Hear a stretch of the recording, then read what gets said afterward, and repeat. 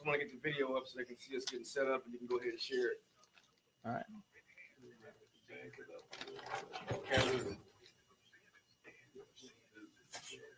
The wages of sin is death.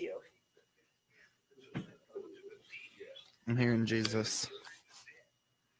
Oh my God, the Redeemer sermon from last week was about race. Billy Graham. It's so good. Yeah.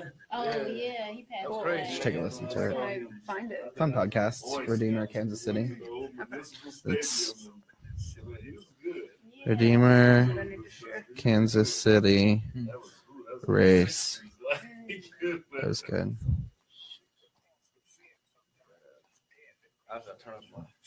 Robert, what are you doing? What are you making? There, I shared it. I'm gonna draw your face during the whole thing. Yeah. You already shared it. All right, I want to see what you come up with. My speech students were like, Mr. Johnson's rich. I was like, where do you get that? They're like, his iPad. What? That's what they always say. And then they're like, and he flies to Florida every weekend. Every weekend. That was like, Yeah, I got it. To his second house I got it. in Florida. I did go to Florida last weekend. You were right. I didn't believe you, but all the kids do think you're rich. I have to tell them. And then they go, well, man, I mentioned something about your dog. And they're like, you know Mr. Johnson's dog? Yeah, come on. And then they're like, you guys hang out outside. Yeah, they think that's so And weird. they're like, All right, y'all ready? Yeah. Looks like Jesus more so than you. Mike's gonna be hot, so.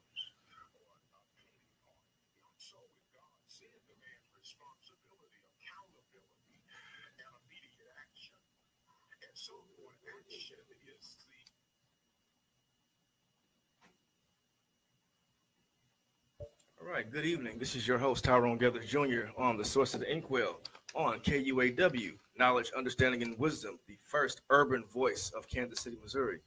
You can listen to this broadcast on a number of ways. You can hit us up on www.kuaw.org or on the TuneIn app. Just type in KUAW and you will hear this amazing, wonderfully blessed show. Or on our Facebook live streams, go to KUAW/LPFM, and you'll be able to actually see us and interact with us. This is an interactive broadcast, so you can either contact us at 816-599-6. Oh, man. 816-599-6893. Tongue twister. It's been a long day. Or check us out on that KUAW stream.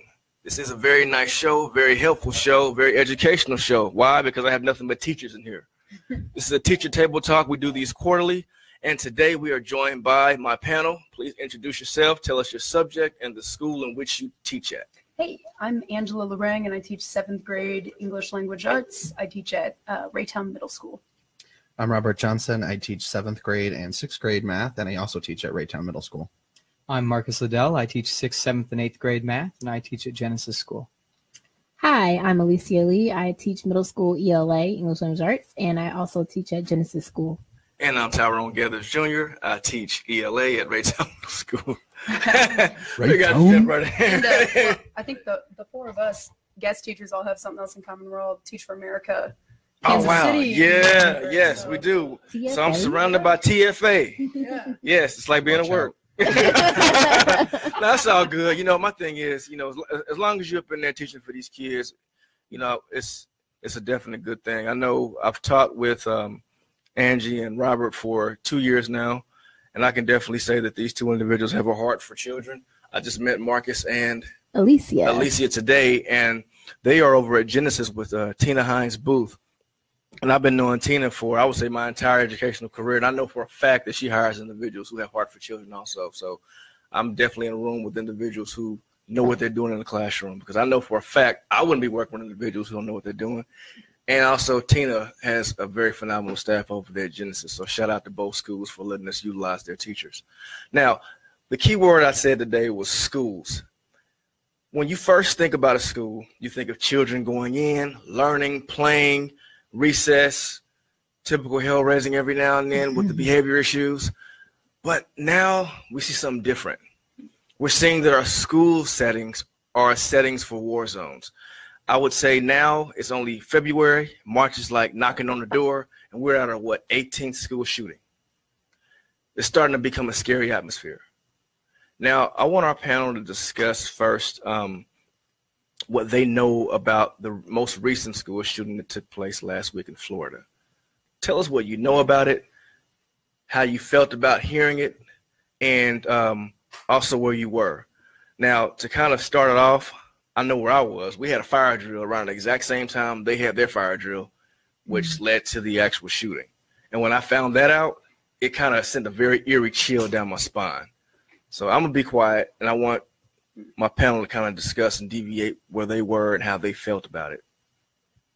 Just jump in when you feel the groove.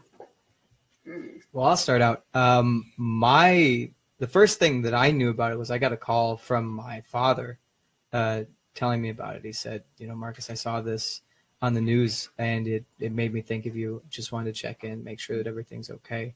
And I think, so my family and I grew up in Wisconsin. So it was a kind of a long distance for him to be calling from to check in on me. And that, I think, really drove home to me how much of an impact something like this has. It's not just in the community where it happens, but everybody who's involved in education in some way, whether you're a parent or a teacher or the parent of a teacher or any even like a myriad number of other roles that people play, is affected by something like this. Yeah, it's like a ripple effect. Yeah. Anybody else? I'll go ahead and share. So when I first heard about it, I was definitely in the classroom, and I didn't share anything with my students because they don't have access to their cell phones, and we don't, have TVs showing CNN and things like that. I know some schools do have the news playing, so they really didn't know or wouldn't know until they maybe went home or left school for the day. And just like kind of looking at my students and thinking of, okay, this is something we're going to have to talk about. How am I going to facilitate this discussion? And those were kind of like my immediate thoughts. I was actually kind of saddened that for the first time I felt almost numb. And that really resonated with me as like, man, like I knew we had a problem, but for the last time that I can really feel like shooken to my core was like Sandy Hook. Yeah. Like that was the last time I cried about a shooting. And that's crazy because no one should be numb to that. And the fact that it's so saturated is, it's just mind blowing. Like I'm almost 30. I feel like that, but, and for us to, just be like, oh yeah, that's really unfortunate. I hope something is done. It's just really sad. And even I was talking to our students today because we did a writer's workshop on it, and everyone got an article and a different perspective on the shooting via News ELA. Shout out News ELA. And what I really like about this tragic event, which sounds, very juxtaposing in ideas, is that these kids that were affected have done more in 72 hours than our elected officials have done in years. And we're going to talk about that later. Okay. Yeah, definitely. Because I like you. Yeah. That's kind of what I was going to, so I won't get too into it, but that's what I was going to talk about with my reaction, because I didn't find out at all on Wednesday, just being in school, didn't find out till afterwards. And then we had conferences the next day, and then we had Friday off, right? Was that the right timeline? Yeah. We had a week off. And then we had President's Day off, and then we had 3 snow days in a row. So the first day back was this Friday, and it was the only day we had in school. So, it was a wild Friday, and we didn't talk about it. And then I was thinking, okay, we got to talk about this, especially in the ELA classroom. We have to write about this.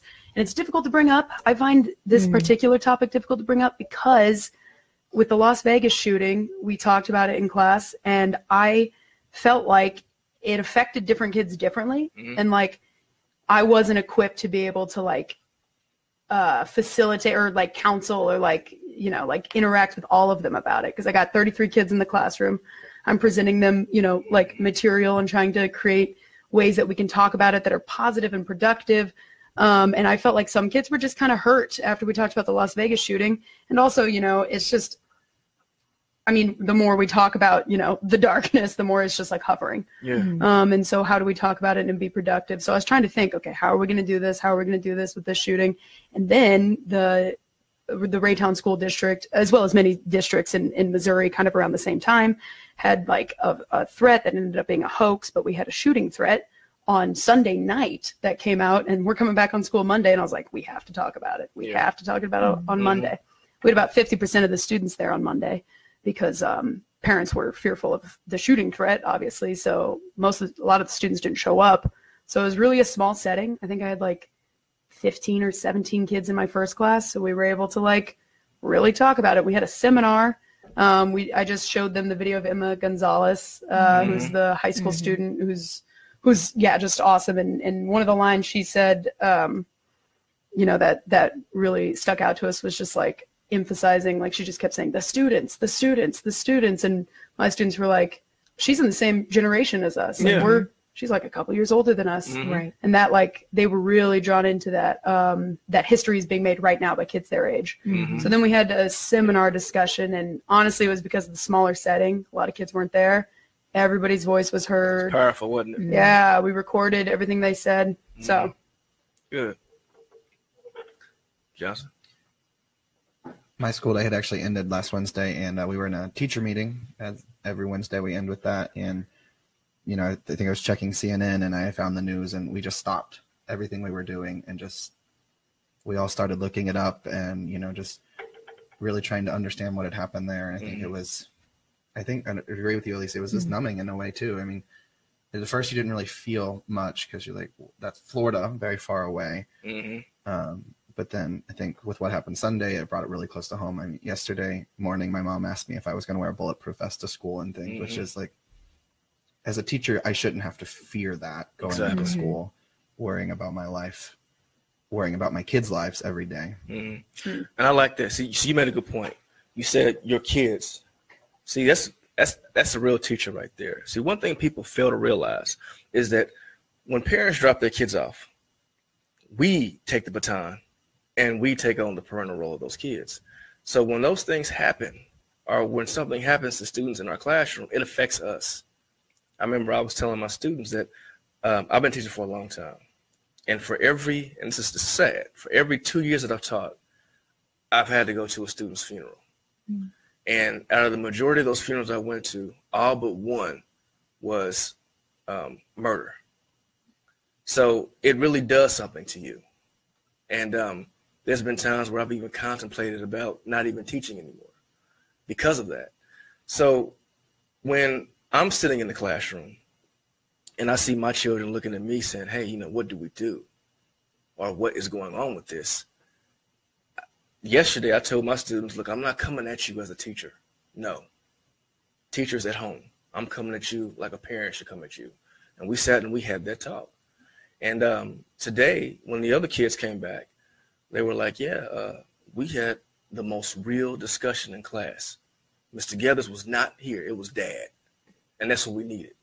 And we felt safe in this school building because he had those conversations with us. And there are those rare moments where we have to sit and say, the teacher has to go. And I got to come at you as a person, as a parent, as someone that loves you, as someone that cares for you. Because I think when the kids saw that, they started becoming more comfortable. I'm going to bring it closer to home because Angie, you and Robert made a good point. And I know Marcus and Elise, before we got on the air, we talked about the situation briefly about what happened in the Raytown schools. I'm going to kind of set it up for you. Just recently, last week we had this situation, the shooting down in Florida. And when you drop a pebble in the pond, Marcus, like you and I talked about, it sends those ripple effects. And then you have these individuals doing these copycat things. You have people cracking jokes. You have people trying to mimic things. You have people trying to play on the psyche of individuals, starting hysteria. So on a beautiful Sunday afternoon, when individuals are getting out of church or washing a car, having family time, or doing last-minute lesson plans, me taking a nap, we have an individual conspiring to play on the mindset of other individuals. Now, I'm sitting at home getting a phone call from a relative who has children in school stating that, did you check the internet? No. Well, let me send you something. And I'm seeing these pictures and these messages. One of them was talking about, I'm going to shoot up the school, and they gave the exact date. There was pictures of guns. There were pictures. I mean, it was really talking about shoot 'em up, bang, bang at the school. Now, my first mindset was to call my principal, which I did. I alerted administration. But at the same time, it was just the thought that was going through my mind was, yeah, it may be a hoax, but I'm not going to treat it as one. Because that's when, you always get caught when you caught slipping. On that Sunday, it was not a good day for me. I was very uncomfortable seeing that. Because when I'm hearing these parents and hearing these parents telling me that their children are afraid to go to school, a school district in which I teach in, it was an issue. Now, I know, Angie, at least you and Marcus don't teach at Raytown. However, Raytown is just right next to Kansas City. Mm-hmm. Oh, for sure. Yeah, although you're not there, it still affected you. So were there some conversations that took place on Monday in your school building based on what took place in our school setting?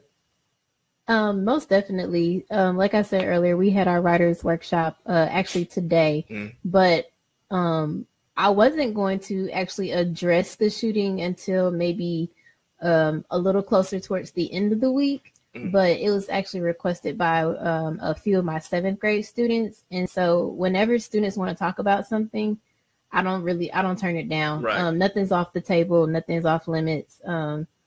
Everything is a teachable moment in my book. And so they actually brought it up to me. I had not even heard about it until today. About the Raytown situation? Mm-hmm. Yeah, so my students actually educated me on the threat or the hoax.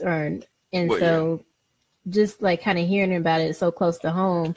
I mean, the kids, they're scared. Like in the most, basic terms, they're afraid. And they were talking about, yeah, we have this many exits here. And I was like, oh, yeah, we do. And we have this many entrances in our building too. Like they started drawing the school and where people can come in and leave. And I was like, okay, we need to talk. They were planning their escape plan. Yes. Yeah. See, yes. And yeah, kids are talking about that. Mm-hmm. It's like, how do I get out of here? Yep. Yeah.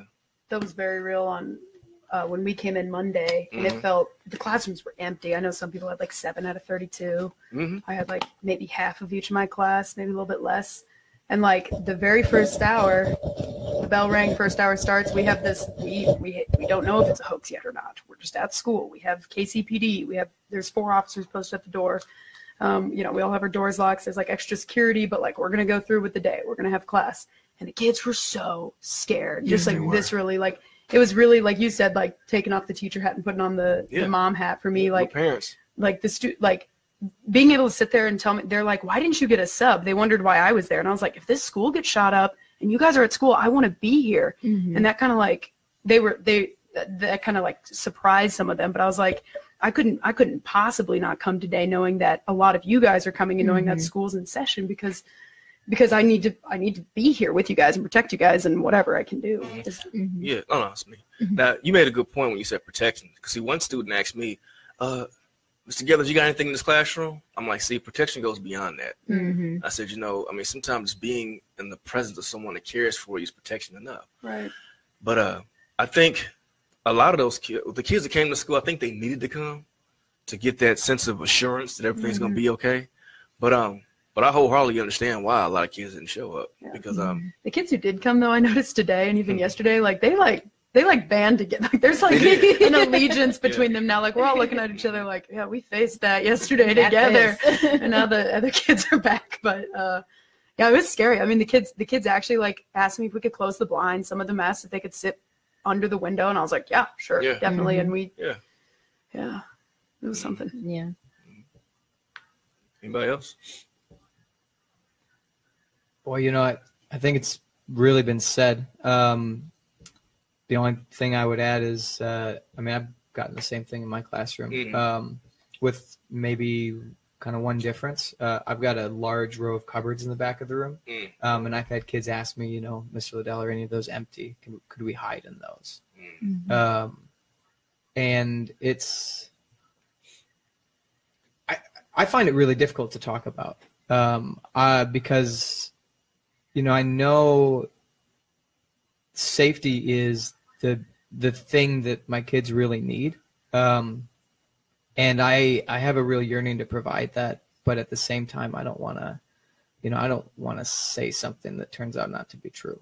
Yeah, I got you. I don't want, I don't want my kids to think that they're safer than they actually are. I want them to have, an accurate understanding of what the situation is. And it's kind of hard to balance that with this almost primal instinct to be there and protect them and let them know that everything is going to be okay. I think when kids actually see that in you and see that you've had, that you will go there for them, it'll make the connection stronger. Yeah. Yep. Because I was telling the students about a story about a situation where I had a parent try to attack their child, and I got in the way of that and had to deflect the parent. The parent was high on wet, and it was not a good thing for that kid to see his mother like that.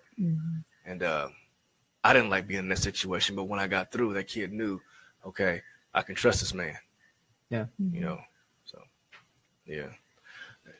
I think for me yesterday, I think as scared as every kid was, I really tried to carry on business as usual to make them like, I'm not worried. You don't need to be worried.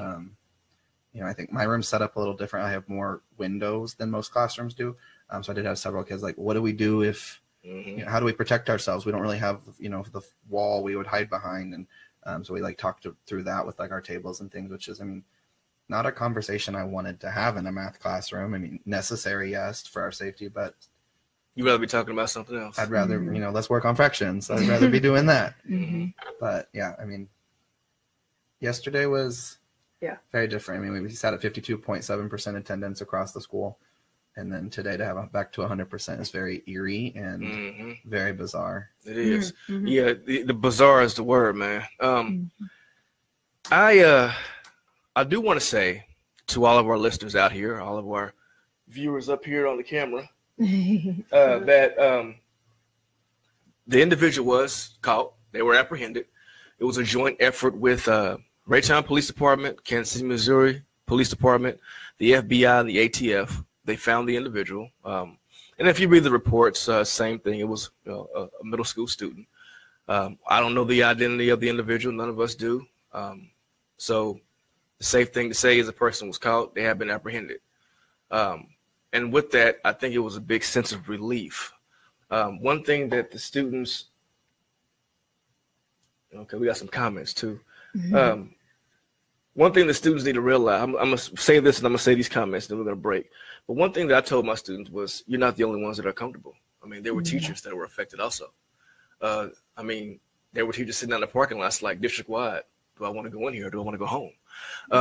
I told my students that this individual needs to realize that they not only messed with the school setting, it was you put the livelihood of the students in danger, the students' parents, the staff, also the surrounding community around those school buildings.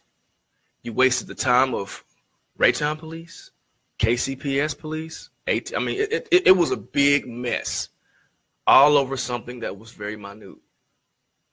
But one of our comments here on our comment stream, we're getting some people checking this out, which is good. The situation is not an easy one to defend against, but we need to do something.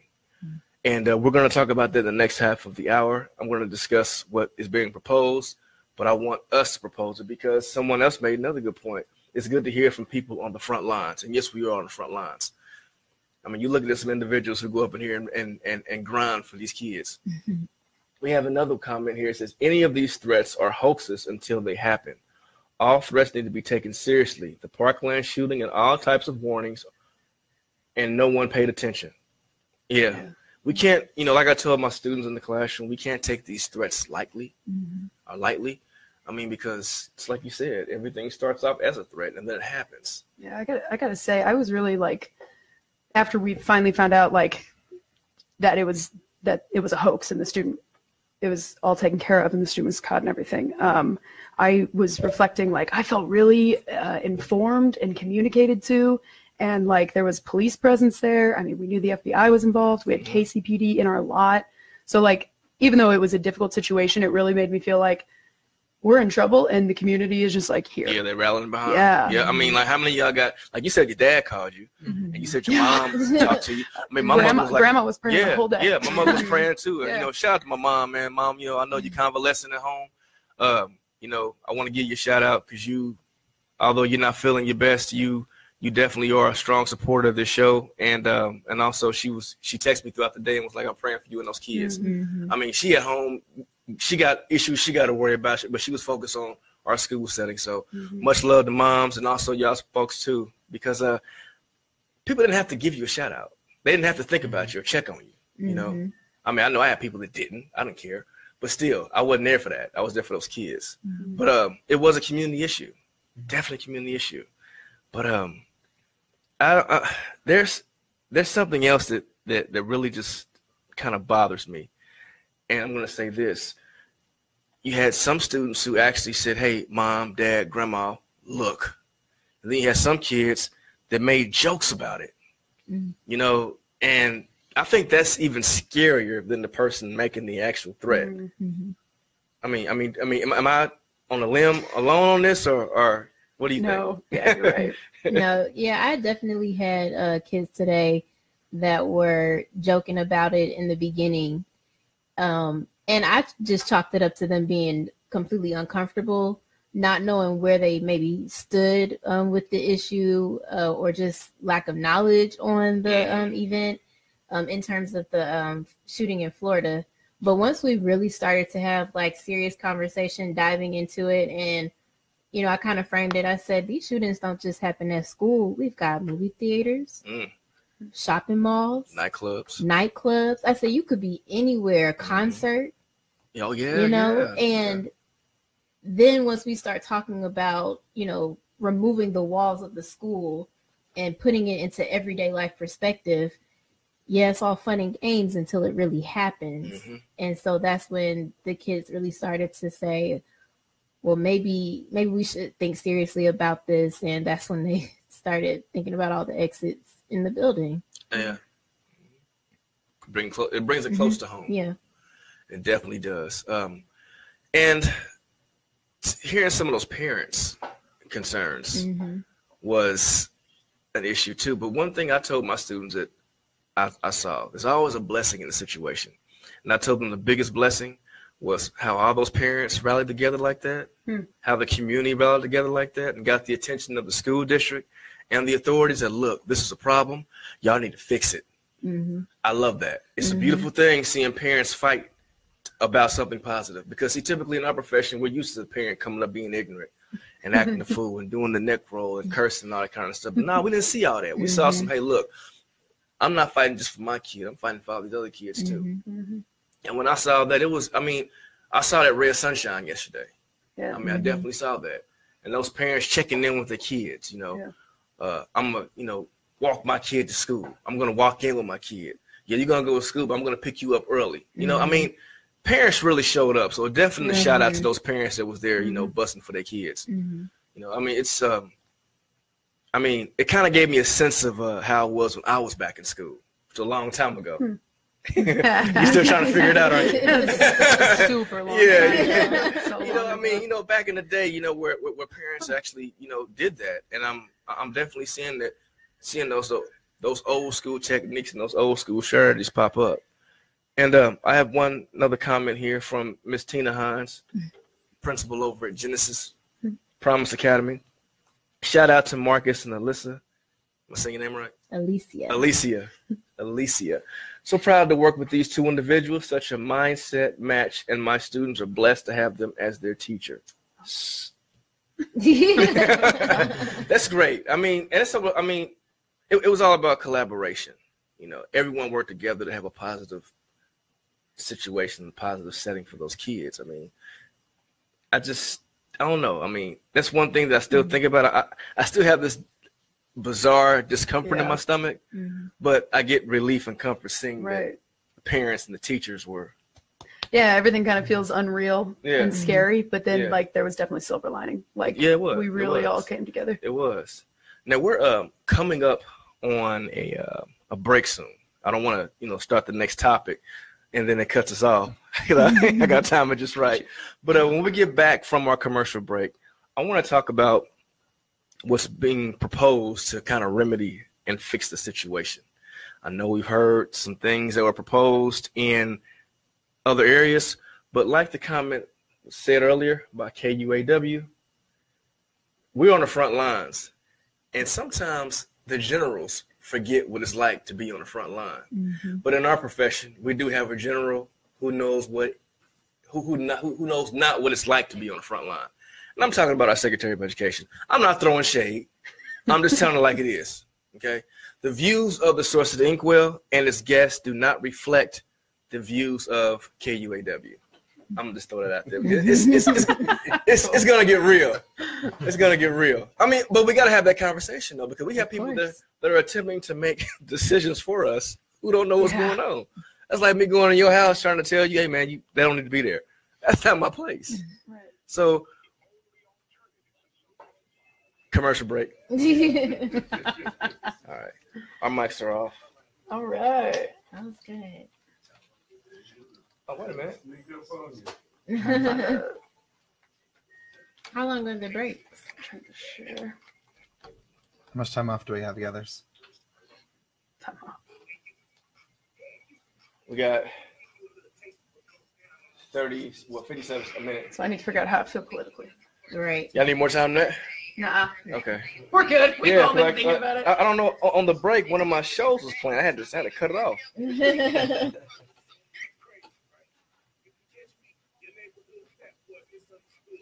Now this show's like the Breakfast Club, the Misunderstood Neighborhood, the one that's playing right now. Oh, okay. You would like that.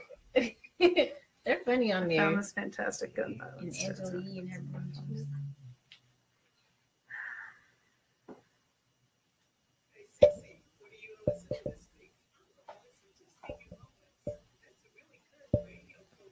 When I was teaching in Germany, this was like the major topic that came up.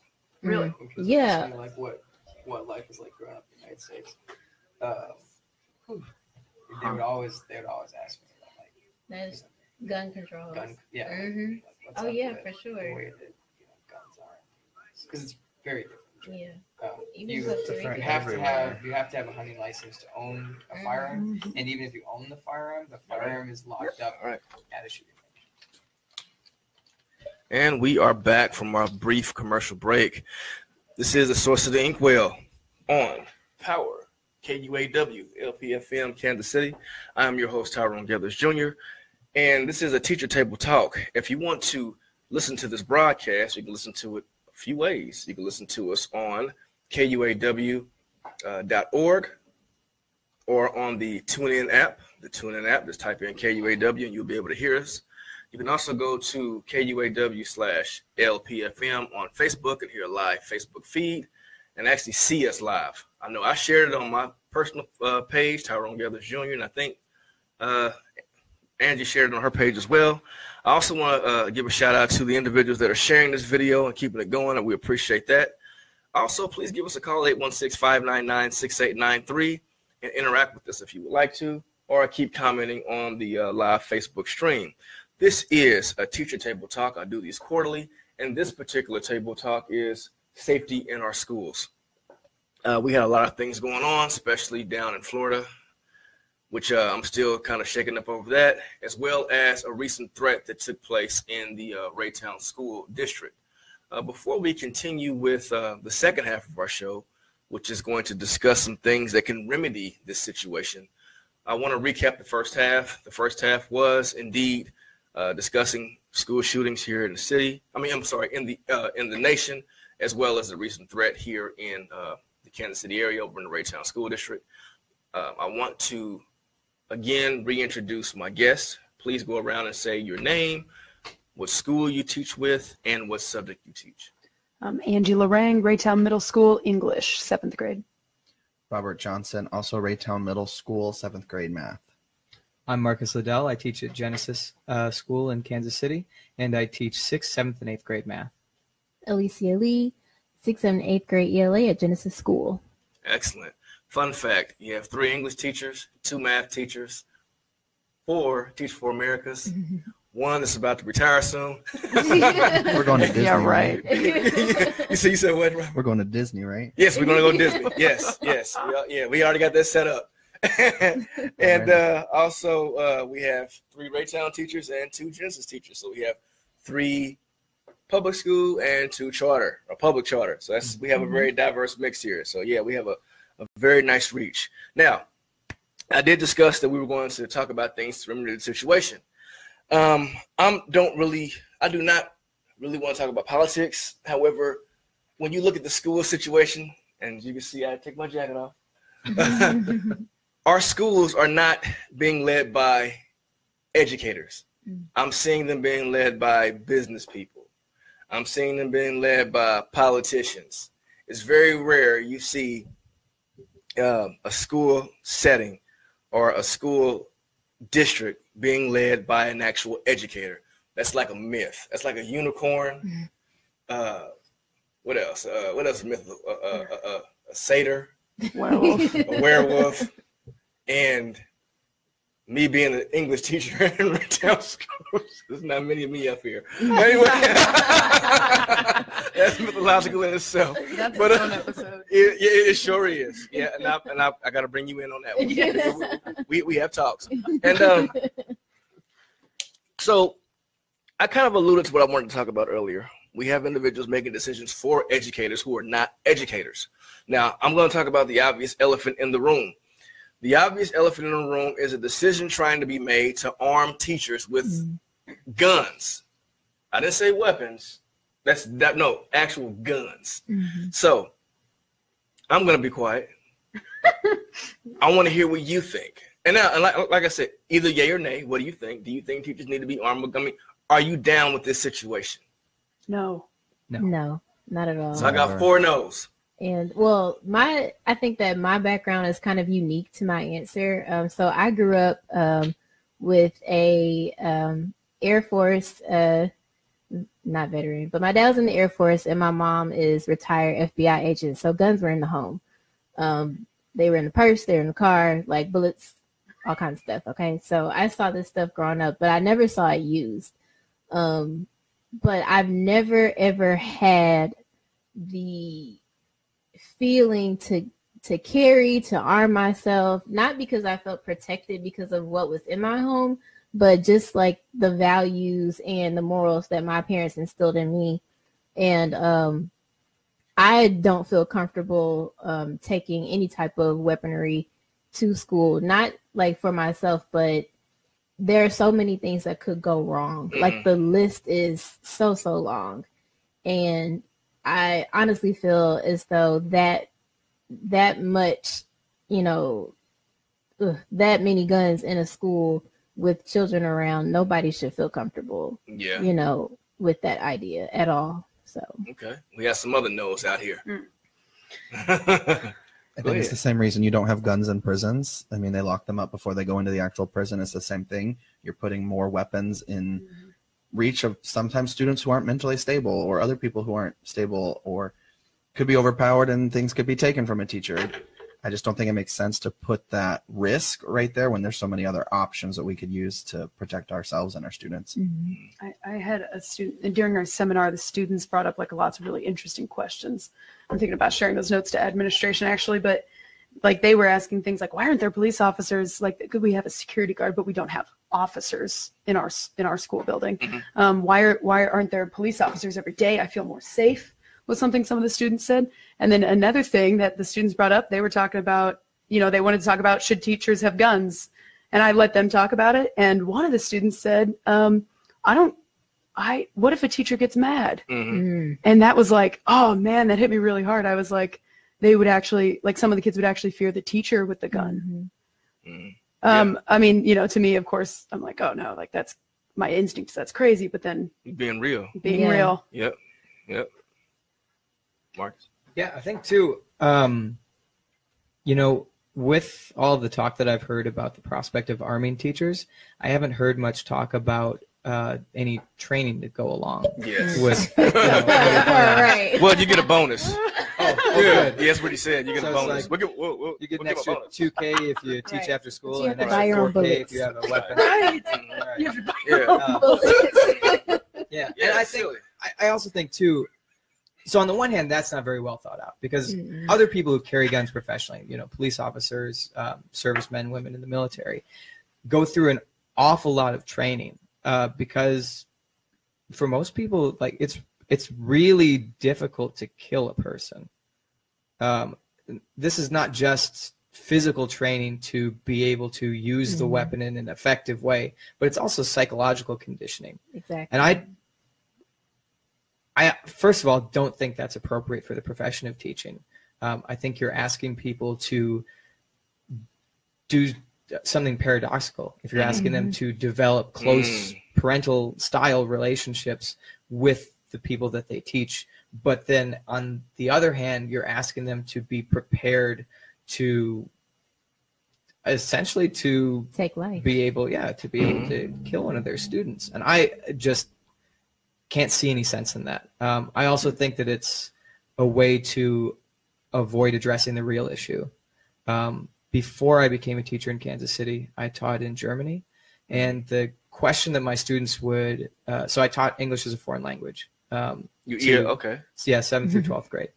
And questions that I got from every single class that I had, from 7th graders all the way through 12th graders, was about the shootings in the U.S. And something that Alicia had said earlier when she was rattling off all the other places where people aren't really safe in public, stuck to me because one or two of those shootings happened while I was over there teaching.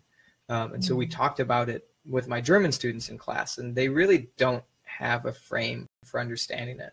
And experiencing that from my end made me think sort of for the first time, why do these things happen here and why do they happen with such frequency? And they seem to be becoming more frequent. Yes. And I didn't, I did my best to look up ideas that other people have thought more about this than I have had.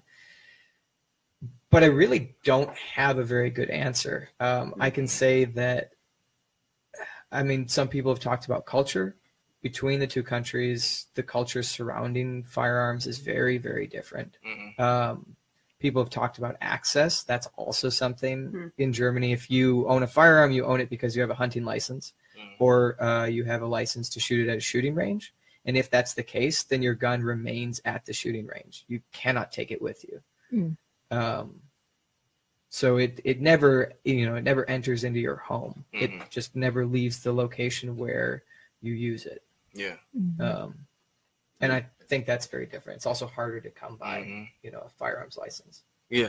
Now, when I looked at it, I showed some students some of those memes that are going around on Facebook. And I said, I was honest with my students.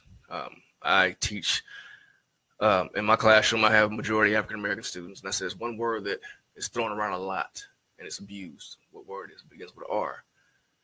I said, kids said, well, racist. I said, yeah, you always accusing someone of being racist. Left and right. You're being racist. You're being racist. You're being racist. I get that. But if you put guns in teachers' hands, you're going to see another word being thrown around. Threat, threat, threat. I was being threatened.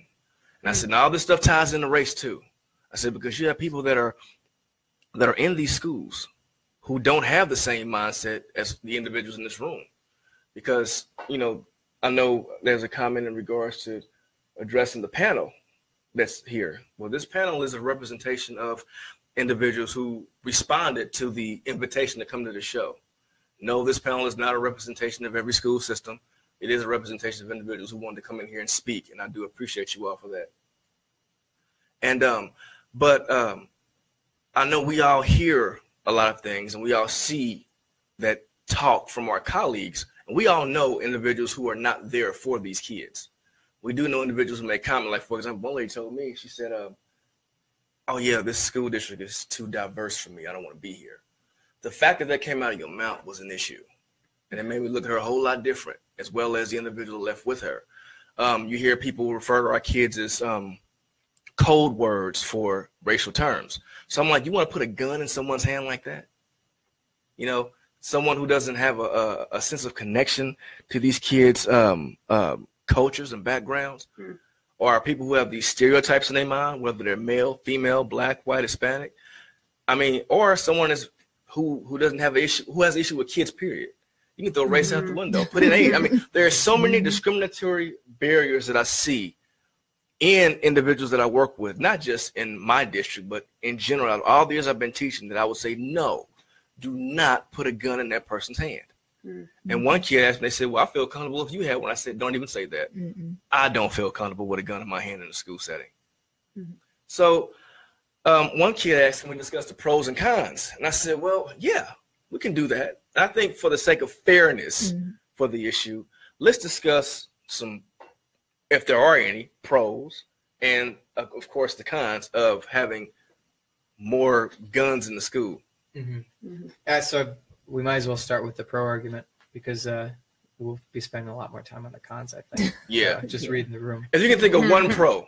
Yeah. Well, I mean, I think the argument that's being put forward is, if a responsible adult that had lethal force to match the lethal force of somebody coming in with the intent to like shoot the school, you can avert a lot of crisis and you can save a lot of lives that way. I think that's probably the best way that I could put the argument for. Gotcha. I think a lot of it is also, you're less likely to attack somebody you know is packing, I think is what the argument often is. So I think if you know every teacher in this building has a gun, you're probably not going to go in there guns blazing, because you're not going to make it very far. I think it's the argument for the pro side. Yeah, I like that. I like how you spun that. Yeah, I definitely agree. I think it just creates a sense of security too. I mean, I like that too, but like the kids ideally would feel more safe. Like on a day like Monday, where they have a shooting threat, like I think that in some ways they would have felt more safe. I really don't have a pro. Yeah, you know what? I feel you. And like, I'm not gonna answer that. And we have another comment that said, I don't think there's a pro. And I understand that. And the reason why I'm even doing this is because when you are having a discussion and when you are, you want to be as non-partisan as possible. I want to kind of give both sides a sense of an argument here. Although it's very, very hard, we had to at least try to delve into the mind of someone who wants to put a gun in a teacher's hand. Now we did that. Let's get back to the real discussion. So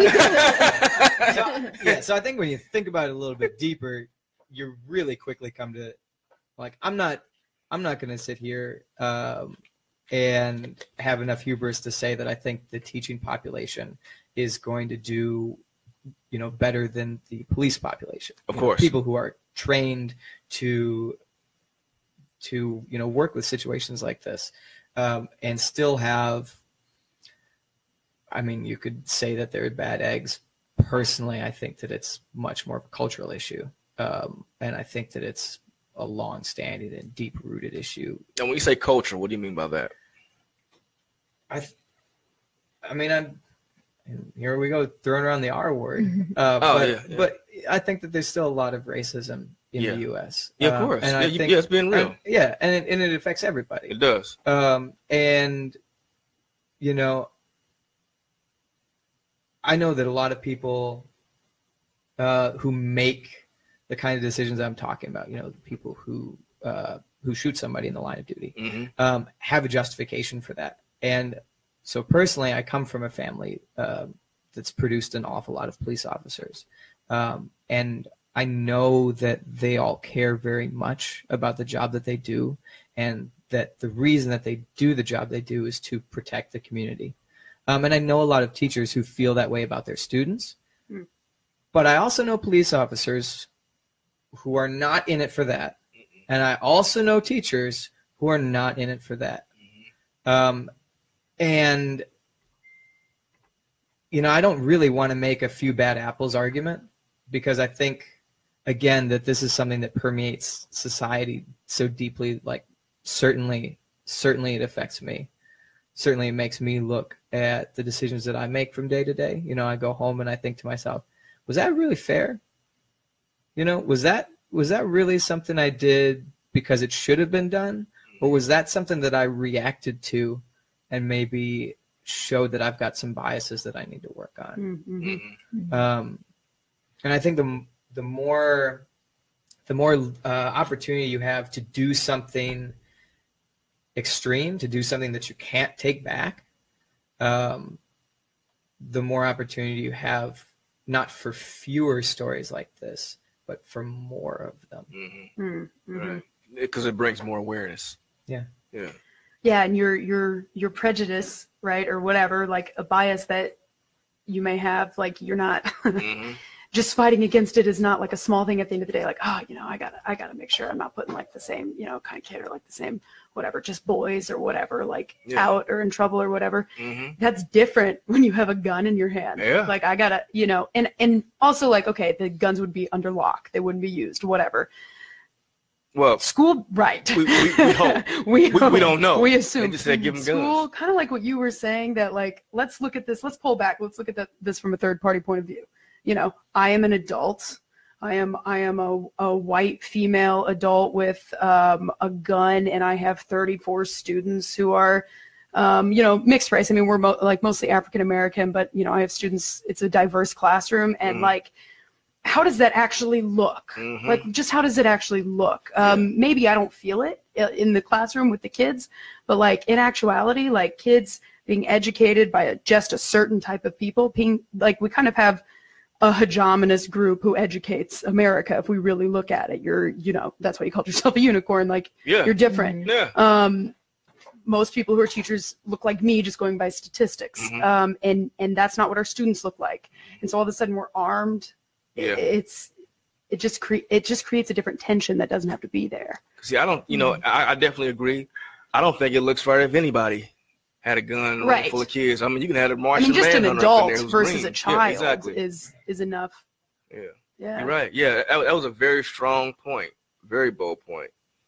Anybody else?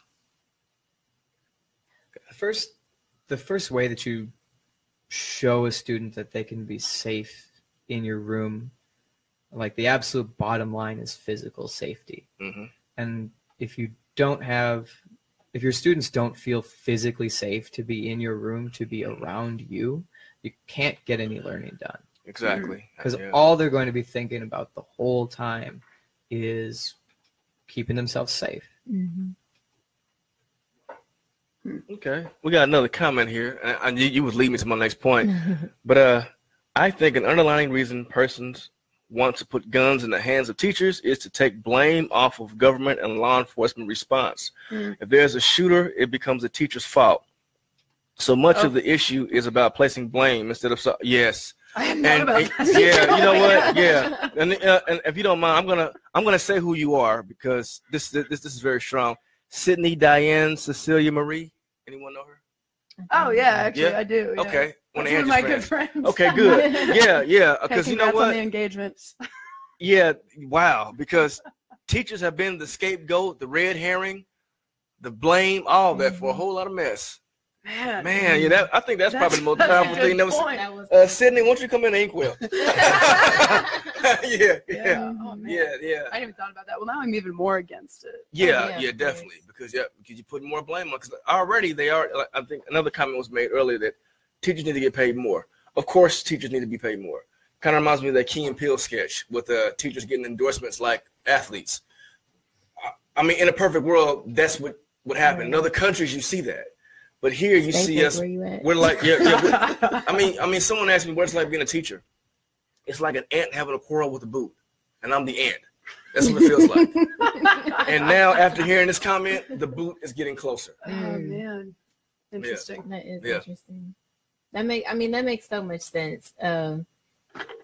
Yeah, I mean, I wouldn't even want that to be in my file at any court hearing, or you know. Like, where's the PD going to come for training, you know, and things of that nature. And I just don't want my kids to go to school afraid. Kids can't learn when they're afraid, period. Yeah, you're right. If they're afraid, it's like you said, Marcus, they can't learn. They can't. It's a wrap. that comment is still resonating. Yeah, we're all like a little bit. Yeah, I mean, scared. because that's what it seems like. It's like you know what? Let's set them up, and then eventually, when these teachers mess up, we can come back up in here and take the blame off someone else because we're incompetent. We don't know what we're doing, so we're gonna make the people who know what they're doing look incompetent, so we can say, "See, we told you. Now let's do it our way." Mm-hmm. I saw this. You probably saw it if you were looking at the memes, right? But I saw this meme of this teacher holding like all of the just words, but they looked heavy of the duties that a teacher does, and it piles so high. You know, it's like teacher, tutor, social worker, like nourisher, like everything, parent. You know, just like whatever, all the roles, just as many as you can name. And one of them, you know, and then like they're being handed a big gun, and they like don't have room to hold it. I was like, that is so true. Like people are joking, like you better pay me more if you're going to give me a gun. But like truth moment. But legitimately, teachers are already. That's the biggest problem. I was watching this, or I was reading. I don't know if it was like it was something that was respected. It was a data. I want to say I don't know if it was a Pew poll, but it was a data on teachers, and it was like. I mean, I wasn't surprised to see it, but it was like in the 70 percentile. Teachers feel stressed daily, and like, duh. I mean, we were sitting here like, oh yeah, well, yeah, we stress management, like it becomes a part of a teacher's like it's necessary. Yeah, but it's just crazy to think like what is actually being asked of teachers in this nation, and we're gonna add more. Like it's just insane. Yeah, and you're right, and I want to kind of wrap this up because we're coming to the end of it. That's the thing. When you got a good conversation going on, the time just. But I want my panel, my expert panel, to give a suggestion on what you think can fix the situation. If you have a recommendation. I first want to say that no one's taking anybody's right to own a gun, but the screening, the process, it just needs to become much, much tighter.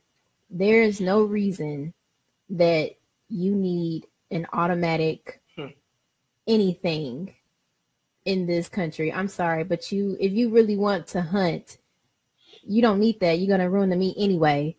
And, you know, it's not necessary. And anyone that is purchasing that, I'm sorry, but you need to be screened severe, like seriously. And if you do own that, you really shouldn't even be owning it. It should be the government's because it should be a part of your job and it should stay where you work. So no one's taking anybody's amendments and rights, but screening for carrying arms should be just much, much tighter. Okay.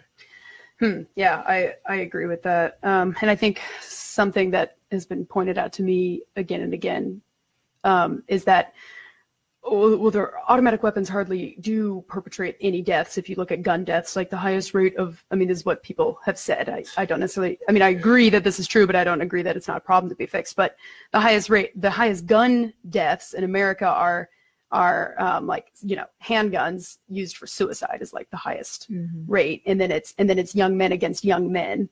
And then it's like domestic violence. And like, then like way down the list is like police violence and then mass shootings. But the fact that there's something that could be done by legislation to stop mass shootings, and the fact that mass shootings, like, yes, the media like does obsess over mass shootings. And I agree with that. And now that I'm teaching, I don't know that that's a bad thing in a lot of ways. Like, but really, I don't know how to do this, and I don't know how to do this with legislation. I think this is always the question, but what are the underlying like issues? I think how we all came together in our disaster on Monday was kind of like a small piece of, I don't know how, but what I would love to see happen nationally. I think if you know that you have to have an ID to vote, but you don't have to have an ID to buy a gun, there's a problem. That's a problem. You can go buy something to kill somebody with, but you can't help elect our next president. That's a problem. I'm going to go off in a little bit of a different direction, I think. I think that we as a nation have to do a lot of closet cleaning. I think we've got a lot of skeletons that we've been letting build up. And if we really want to solve these serious issues, there is no easy fix. There is no one bill that we can sign and take care of it all. We've got to be really brutally honest with ourselves and move from there. Gotcha. Well, closing comment from me is just like the parents did in Raytown and Kansas City and Independence for the Raytown, Missouri School District. They came together to make some things happen. Teachers, you see 5 teachers sitting here at a table having a discussion, coming together with solutions about a problem. My challenge to you is to come together as a group of teachers, a united group of educators, to fight this situation in regards to poisoning our school system even worse. We need to take control of education because last time I checked, teachers are called to be educators in schools, not politicians. Just like my closing comment here, there's a young lady sitting at a dinner table right now screaming. Teachers did not become teachers to have a gun. They are at school to teach. Educators, it's time to fight for that right to teach. That's our right. This is Tyrone Gethers Jr. I want to again thank my panel for coming in. I want to thank you for the schools that you represent and for the families and students that you represent as well. This is the source of the Inkwell. And remember, in the Inkwell, education never runs dry. In fact, it overflows. And when that ink spreads, it's permanent, baby. God bless. We'll see you next week.